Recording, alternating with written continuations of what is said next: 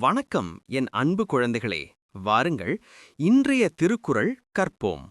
அதிகாரம் 18 வெக்காமை. குறள் 171. நடுவின்றி நன்பொருள் வெக்கின் குடிபொன்றி குற்றமும் ஆங்கே தரும்.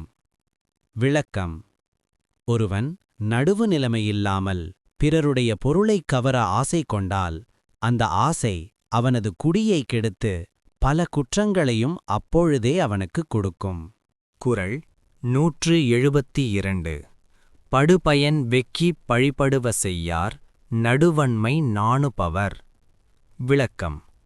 நடுவு நிலைமை அல்லாமைக்கு அஞ்சுகின்றவர்கள் தமக்கு உண்டாகும் பயனை விரும்பி அறம் அல்லாத செயல்களைச் செய்யார். குறள் 173. சிற்றின்பம் வெக்கி அறனல்ல செய்யாரே மற்றின்பம் வேண்டுபவர். விளக்கம். நிலையான இன்பத்தை விரும்புகின்றவர்கள் நிலையில்லாத இன்பத்தை விரும்பி அறமல்லாத செயல்களை செய்ய மாட்டார்கள். குறள் 174. இளமென்று வெக்குதல் செய்யார் புலம் வென்ற புன்மையில் காட்சியவர். விளக்கம். ஐம்புலன்களையும் வென்ற குற்றமில்லாத அறிவுடையோர் தாம் வறியவர் என நினைத்து அதை தீர்க்க பிறர் பொருளை விரும்பார். குறள் 175. அக்கி அகன்ற அறிவெண்ணாம் யார் மாட்டும் வெக்கி வெறிய செய்யின். விளக்கம்.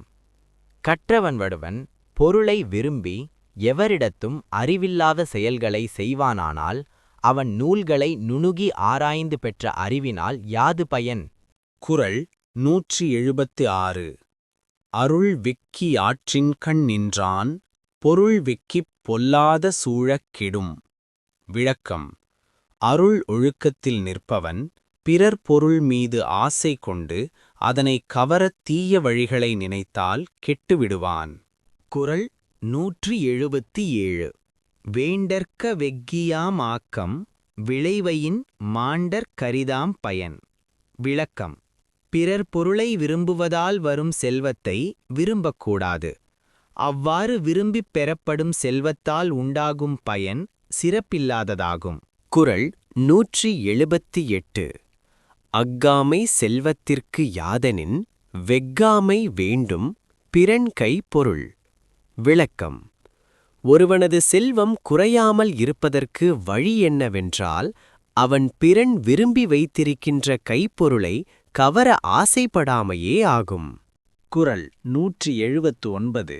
அறனறிந்து வெக்கா அறிவுடையார் சேரும் திறனறிந்தாங்கே திரு. விளக்கம். பிறர் பொருளை விரும்பாததே அறமென அறிந்து அதன்படி நடக்கும் அறிவுடையாரை திருமகள் தானே சென்றடைவாள். குறள் 180. இரளீனும் எண்ணாது வெக்கின் விரளீனும் வேண்டாமை எண்ணும் செருக்கு. விளக்கம். பின் நிகழ்வதை நினைக்காமல் ஒருவன் பிறனுடைய பொருளை விரும்புவானானால் அதனால் அழிவு உண்டாகும். பிறன் பொருள் வேண்டா என்றிருக்கும் வீரம் வெற்றியை கொடுக்கும். அடுத்த வீடியோவில் இன்னும் திருக்குறள் கற்றுக்கொள்வோம். நன்றி. மீண்டும் வருக.